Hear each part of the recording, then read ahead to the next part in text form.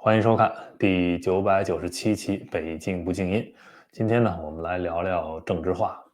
一提起他呀，就能想起3个标签。第一个标签呢是台湾台湾人。第二个标签呢是歌手。我小的时候就听他唱歌，有过一个他的磁带年代很久远了。第3个标签，实际上是今天我们为什么聊起他的一个原因。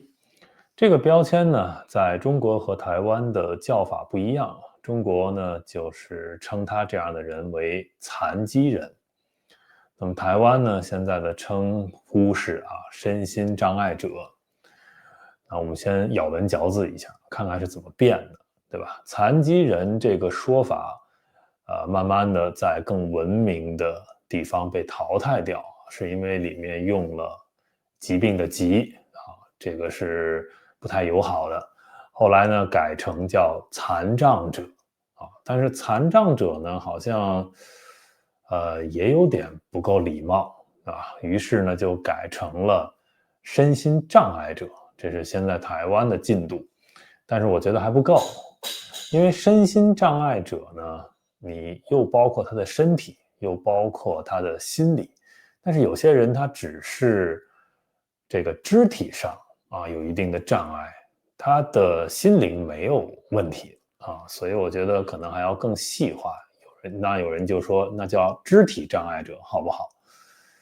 但是我还是觉得这个障碍2个字不是很友好。那应该叫什么呢？我想出来一个词就叫行动受限者这个也没有残，也没有疾病，也没有障碍等等这些词，对吧？受限制行动受限者，这是我现在能想到的对这一类人的最友好的一个称呼。大家可以看到了，对吧？就仅在称呼他们的字眼上，我们都可以抠得很细，这就是文明进步的一个标志。那我们回到我创造的这个词行动受限者，那他为什么受限呢？有的人会想到，那因为他的腿有问题所以他就受限。不是这个意思。我们每个人，就是你不要觉得你的腿是好的你在其他地方就不会受限制。其实每一个人都不一样，都是独一无二的。身高不一样，体重不一样，认知程度不一样，跑得快慢这个手有没有力气都不一样。我们构建了一个人类的文明社会，去创造出了这些物件，这些设施，方便人们的出行。那我们如果在某一个场景觉得困难，觉得受到了限制那一定是这个场景有问题，对吧？是我们构建的这个设施还不够完善，还不够文明，还不能够让100%所有的人都感到非常的方便，非常的舒心。所以行动受限者受限制于你这个社会的文明程度，尤其是观念上的程度。你现在说我们搭建一个无障碍的通道一些无障碍的设施人类的文明是可以做到的，只是你有没有想到我要做到这一点，以及我这些设施都在这里，是不是有人能够服务于这种行动受限制的人？这是观念上的问题。所以在郑智化这次事件刚出来的时候，我觉得我不意外因为那是中国深圳深圳是一个我非常不喜欢的城市深圳人的那种精神面貌，如果你去过深圳，以及深圳那座城市建设的很多细节，你都能够体会到一种傲慢。就是那种傲慢是怎么由来的呢？是由于一种暴发户式的那种不精致，和暴发户式的那种心理就是看不起别人。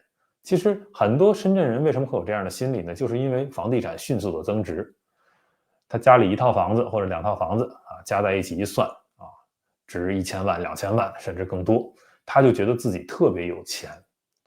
但殊不知啊，这些不动产放在那里，像现在深圳房子不值钱了，对吧？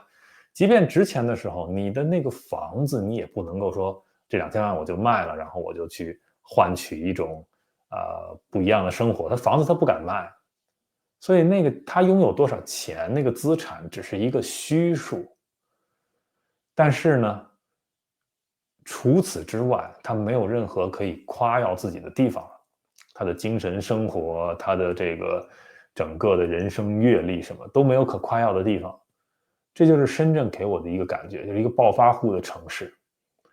那么，郑智化这次这个事情发生在深圳机场，我一点都不意外。说他们对于这个行动受限者的一个出行方面没有做到位，我觉得很正常，这就是深圳的水平啊。那郑智化去批评他们，那就批评吧，你就改吧，能改就改，对不对？但是我没想到这个事情就演变成郑智化要在网上道歉，然后呢，有那么多的网友在骂他，最后骂到啊，就是大家看到这张图啊，他把他的微博完全清空了，等于就退网了。这是我想不到的，我一直想不通一个点啊，就是为什么这么多人骂他？为什么要骂一个这个行动受限者呢？为什么要骂他呢？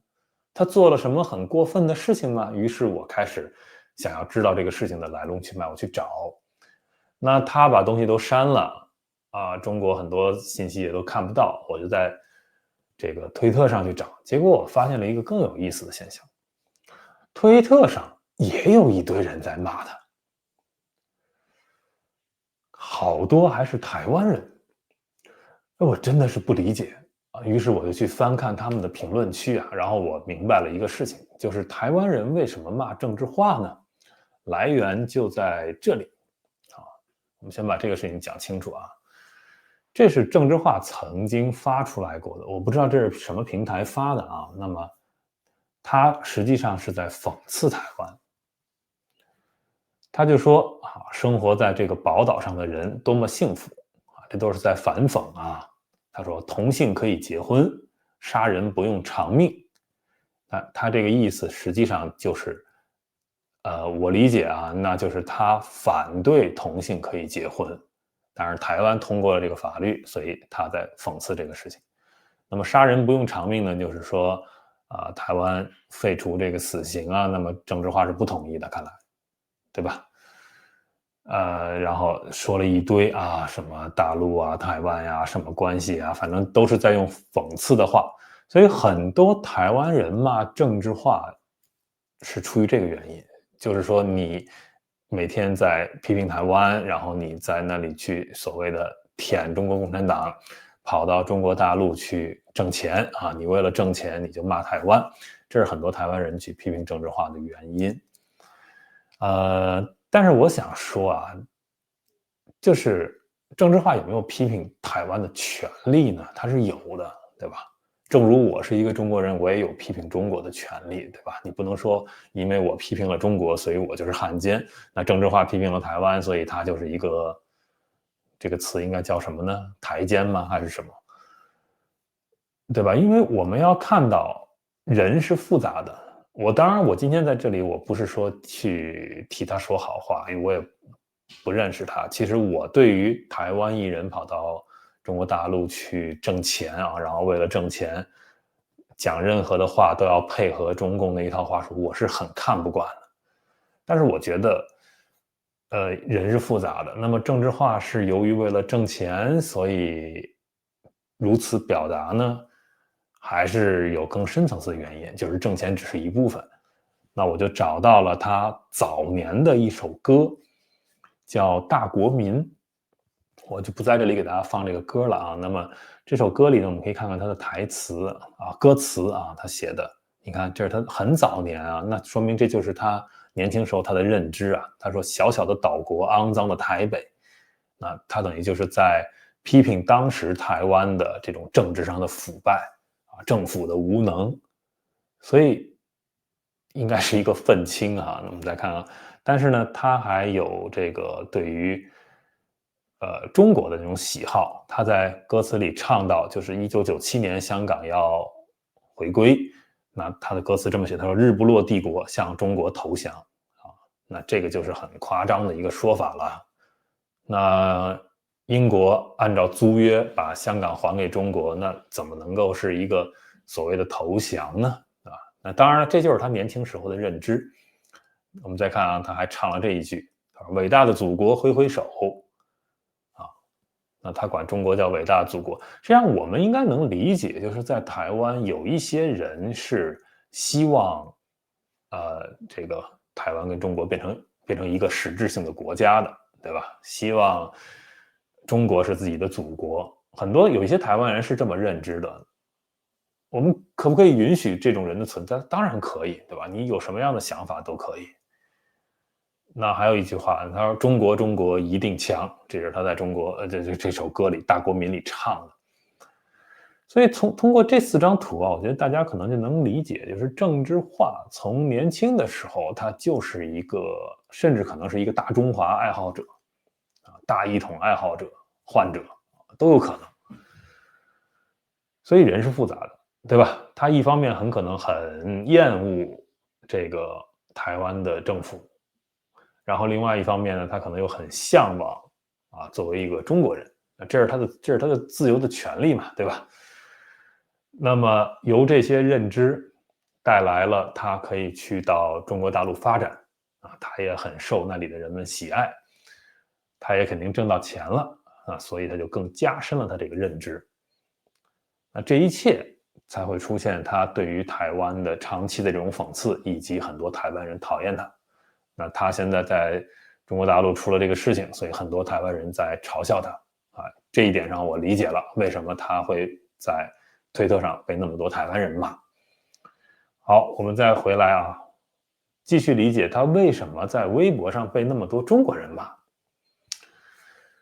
哎呀，这个事情，首先呢，我们看看他删微博之前啊，他发的关于这条微博，我们看一眼，他就说深圳机场啊，他说对残疾人的态度是最没人性的，他自己也称自己为残疾人。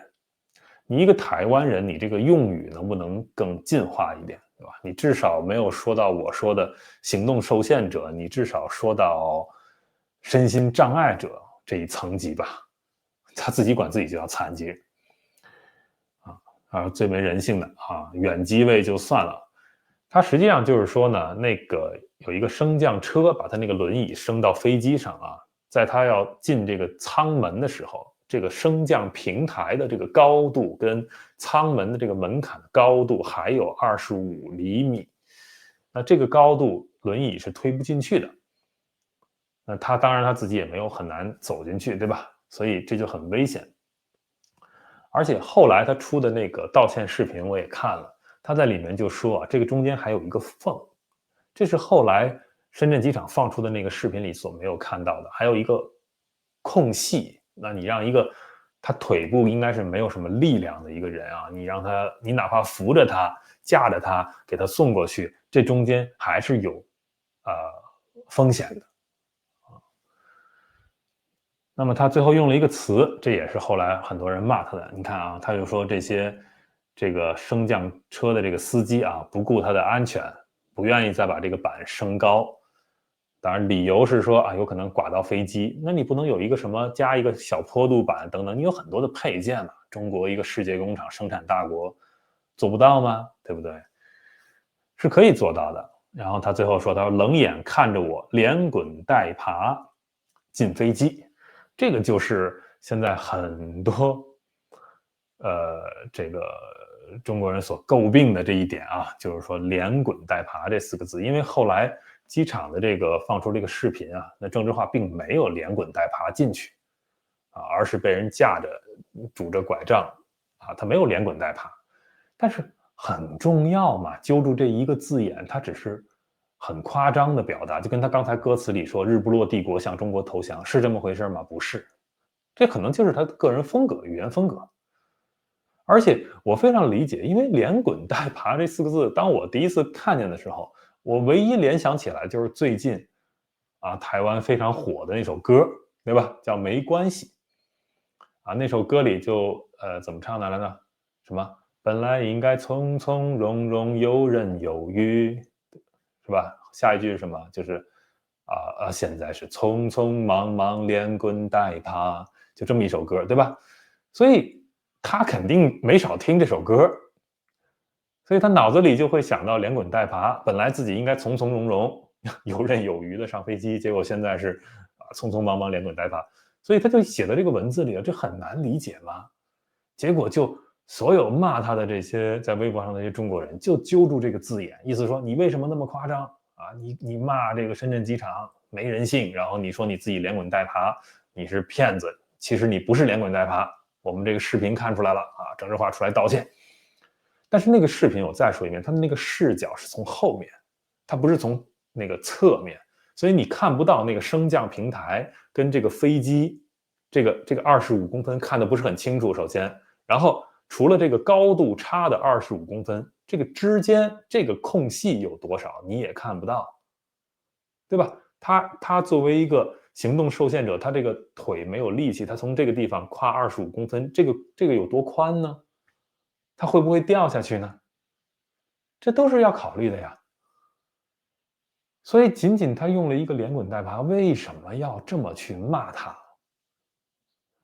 刚才台湾人骂他是因为他讽刺台湾啊，这个情绪我还能理解。那他这么去夸中国，又是祖国吧，又怎么样？所以这就带出了一个很多中国人对台湾人的一个心理，就是无论如何，他并没有把台湾人当成是自己人，没有当成是同胞。就跟很多大陆人，他也从来不把香港人、澳门人当成自己的同胞是一样的。这是一个什么心理呢？中国人就是呃就是恨你有，笑你无的这种心理。很多中国人是这样的，就是他自己活得非常底层，他很惨。你比他过得好，他会嫉妒你，除非你跟他过得一样惨啊，他觉得哎我们是兄弟。你要是比他过得还惨，他又反过来嘲笑你，他又觉得自己比你要优越一点了，就很奇怪。就是中国人啊，从生到死，他就永远不会去平视每一个人，就是大家都是平等的。他意识不到从生命、从你的这个整体存在的角度来说，每一个人都是平等的，他理解不到。中国人就永远要攀比，就是我比你强，还是我比你弱？我应该嘲笑你，还是我不如你？所以我就在你面前就非常的老实，永远处于这种比较之中。所以很多中国人这次骂郑智化的点就在于，就是他身上这几个标签，对吧？一，你是一个台湾人啊，你再怎么样去舔我们，其实你也只是为了来挣钱，我们不相信你，从本质上不相信你。其实这也是我想给所有的台湾人、台商或者台湾的艺人，你跑到中国去，哪怕你心里就是非常认同，你非常希望台湾跟中国变成一个国家，是有这样的台湾人，对吧？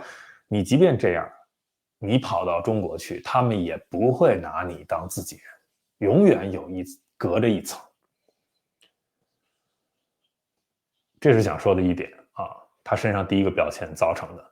那第二个标签，歌手啊，早年成名啊，然后这些中国这些骂他的这些底层人都觉得他很有钱，挣到钱了啊，你是一个成功人，所以找到一个机会可以攻击他，他们很爽。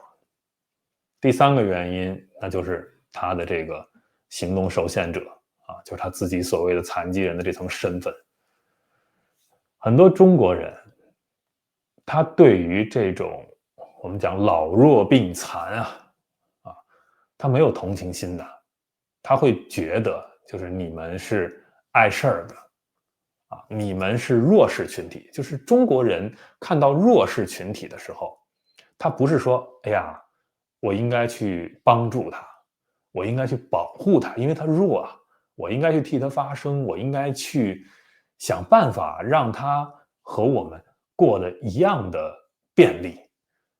中国人不这么想，中国人会觉得哦，你弱，你活该啊，你活该，所以你就不应该出声。你弄这个，你推这个轮椅，你坐这个轮椅，你就不应该出来。你在这里拿一个，比如说走这个盲道，有盲人啊，那个拿一个棍子，他会觉得你好烦呀，你妨碍到我了。你都这样了，你为什么要出门去干扰到我呢？很多中国人就是这个想法，他觉得弱势的群体你就应该沉默，你就不应该提出你的诉求。像郑智化这样，你差20公分啊，你还要去跟深圳机场，你还要批评，你凭什么呢？因为很多人平时他自己的生活中，他有很多的不如意，受到很多的歧视，他觉得自己都没有被这个社会好好的照顾，那么凭什么这个社会要挤兑这么多的资源和关注，然后去照顾你一个所谓的残疾人呢？这是很多中国人的心理。于是啊，找到他的这个言语上的一点夸张，这个连滚带爬就开始骂他。现在好，骂到退网了。所以我想说啊，就一个社会，你如何去对待这样的人啊，真的是反映这种文明程度的。不是说你的高铁有多快，你的机场有多新建设的，那只是一个笼统的印象。但是实际上，这些很细微、很细节的地方，你做的好不好呢？所以我今天最后啊，给大家带来了一个视频。这个视频呢，就是一位在中国的啊，他一个坐轮椅的这个行动受限者。那么他自己坐这个轮椅啊，在中国到底能不能够非常顺利的出行，很自由的去生活呢？好，我们先给大家看一下吧，看完我们继续聊。满脸都写着无语。今天这期视频就是分享轮椅出门会遇到的各种障碍。日常逛街，大型商场应该是无障碍做的比较好的地方吧。但当我从地铁出来，却发现很多地方都只有手扶梯可以直通商场，我就只能先出站到地面，再从大门口进来。然而当我到了地面，却发现商场门口全是这种石墩，轮椅根本过不去，只能继续往前走，看看有没有预留某个方便轮椅的进口。本来非常平坦的道路，却被各种人为的障碍给破坏了。看我的这个表情，真的是很无语。绕了半天的路也进不去，全部都有石墩子。为了防止电动车、自行车摆放在商场门口，一刀切式的设置障碍物，真的非常不人性化。想逛个街，却在商场门口绕了一大圈也进不去，最后只能想了这样一个办法：我自己挪到石墩上坐着，再让朋友将轮椅搬过来。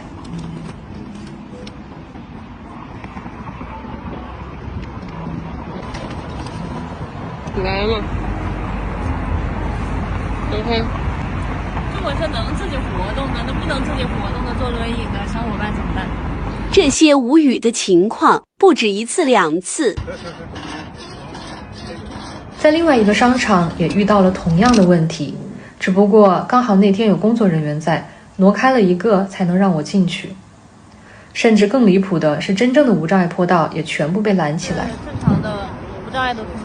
这边出去了，18米无障碍通道。然后那个，那边是无障碍通道。在那边走走。是啊。所谓的无障碍通道，也只是石墩之间留出的一个小口。这边出去走上的是停车场前的车行道。这个才是真正的无障碍通道啊！对呀、这边又要绕一大圈。而且他走的是别人的车行道。对，这是车走的道，绕了好大的一圈，这叫哪门子的无障碍通道？就是绕了，然后这样才可以拍到这个车会催促。对呀、可爱的蓝胖子的图像画在这一个个石墩上，瞬间可爱不起来了。轮椅出行在现实生活里的确会遇到很多阻碍，但这些原本可以避免的离谱的举措，常常让我觉得生气却又无奈。我也在商场的服务柜台留下了我关于无障碍通道的一些建议。无障碍永远不只为坐轮椅的人群服务，它更应该是一项人权。后来门口的石墩仍然摆放在那里，只是调整了一下，留出一个蜿蜒曲折的通道。这如此考验轮椅驾驶技术的宽度，也真的让我哭笑不得。什么时候坐着轮椅出门，到处都可以方便快捷平坦呢？我知道这一天还很远，但我们可以从身边每一个不合理的地方开始。你看他最后说的很好啊，就是你一个社会的进步啊，很多的细节是要这种文明的细节是要慢慢打磨出来的。由什么样的人来打磨呢？每个人都有责任。你看到了不合理的地方，你就要去反映出来，那么慢慢的去改。那你像郑智化这次遇到的事情，实际上就是一次很好的契机啊。那他作为实际体验者啊，一个行动受限者，他发现这是有问题的，这20公分、25公分，那他提出来，深圳机场也去道歉、去整改，那不就进步了吗？这个社会，那为什么会有这么多人要出来去骂他，把他骂到退网？这个社会进步了吗？刚才在那个视频里我们看到啊，那位坐着轮椅的女士啊，她最后只能被逼走在一条车也要行驶的道上，真是其实本来很危险，但是你看到这个车去摁喇叭催她，这也是一个非常不文明的行为。这印证了刚才我说的，在中国很多人视这些行动受限者，觉得他们是一种麻烦，觉得他们就不应该出来。而实际情况是，他们这些人在中国的生存处境是很有问题的，他们出行是非常不便利的。所以这一切啊，我们实际上一点都不意外啊，那就是中国的现状啊，我们也可以看到它慢慢去改进。但是你看，在网络上，这一切都被放大了。为什么在中国的网络上，这个声音啊，极端的声音这么多？完全不受控制的，就是因为相对温和的声音、理智的声音、有建设性的声音、能够讨论的声音，大部分这些声音都已经一方面被共产党给管控、封禁了啊，平时可以说一些很公道话的人不再发声了。那么这些声音的稀缺，那就显得这些极端的声音尤为的刺耳。第二个原因就是平台的不作为，你像微博，这是一个非常烂的平台，那么它就会放任这种极端的声音给它流量，你骂得越厉害啊，你骂得越爽，越给你流量，那这也会带坏很多的围观的群众，他们会觉得，因为每个人都希望自己有更多的粉丝啊，更多的流量啊，他会去学这些得到流量的大 V。啊，你说极端的话，你就有流量，那我也跟着去说，你一言我一语，很多人在这个网暴的过程中都没有觉得自己做了多大的错事，我只说了一句话呀。但是你想想，你一个人说了一句话，100万的人，如果100万条评论砸过去，换你是郑智化，你可能也就直接我清空，我退网，我道歉，我不惹你们了。所以这个就是中国现在的一个网络环境，所以这样的网络环境就非常不利于刚才视频里那位女士最后说的，我们从每一个不合理的地方去改进，没有这样的进步的空间和讨论的余地，没有。OK 啊，这就是今天想跟大家分享的一些看法，关于郑智化这个事情。最后再说一点啊，就是我看到有的人骂他，无论是中国人还是台湾人，还是在海外的一些所谓的反共的华人，批评中共的华人，都在骂他。我就突然觉得，我说这些群体好像基本素质也都差不多啊，为什么要这么骂他呢？就是觉得，对，他去中国去挣钱了，你是眼红吗？很多人就说你那是一个粪坑，你自己非要去那里找不自在，所以你遇到的任何事情，你在中国的任何遭遇都是活该。我觉得一个文明人不能够这么讲话吧。你无论是他的认知程度不够，没意识到说中国实际上是有很多问题的啊。他年轻的时候骂台湾，那我想通过这个事情，他有没有看到，其实现在在对这个我们讲台湾的说法啊，身心障碍者对这个群体的人的尊重包容上呢，台湾做的比中国好多了。我不知道郑智化有没有意识到这一点，这么多年有没有写一首歌来反映这个事情？那当然这是他的问题，对吧？我现在想说的是，即便郑智化是一个非常不好的人，假使啊，他是一个非常不好的人，那也没必要这么去骂他呀，对吧？他选择去中国去挣钱，那么他遭遇到这些不文明的情况，他就是活该吗？那生活在中国的这十几亿人遭遇到的所有的这些不文明的对待，都是活该吗？这是一个处于台湾的相对文明的国家的人应该说出来的话吗？是这些生活在欧美日韩的已经离开中国的这些海外华人应该说出来的文明的话吗？你应该是把你的能调动的这种同情都给到他，支持到他，因为我觉得他这个做法没有错呀，除了用语上有一点夸张之外，他自己感受到的这种不文明、这种基础设施上的问题，他难道不能够说出来吗？难道不能够要求深圳机场道歉并且整改吗？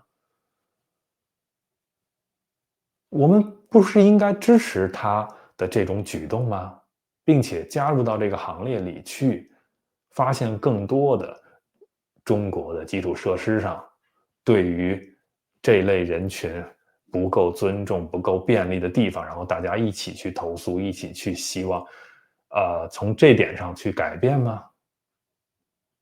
难道说，中国被共产党统治，然后只要共产党不下台一天，那里就是粪坑，所以就什么改变都不要做了，就烂到底去吧？你最基本的能从你身边的一点一点的能让它变好的地方，我们还是要做呀，对吧？每个人都做一点，它还是会慢慢变好的呀。这个事情是要做的呀。哪怕是在网上，你不要冷嘲热讽的跟着去骂，这也是一种自我约束啊，这也是你对于那片土地能够变得文明的一点小小的贡献吧。这大概就是我所理解的为什么郑智化会被骂，以及我其实真的不理解为什么这么多人要这么去骂他，造成现在这么一个结果。好，今天就聊这么多啊！感谢收看、订阅、分享。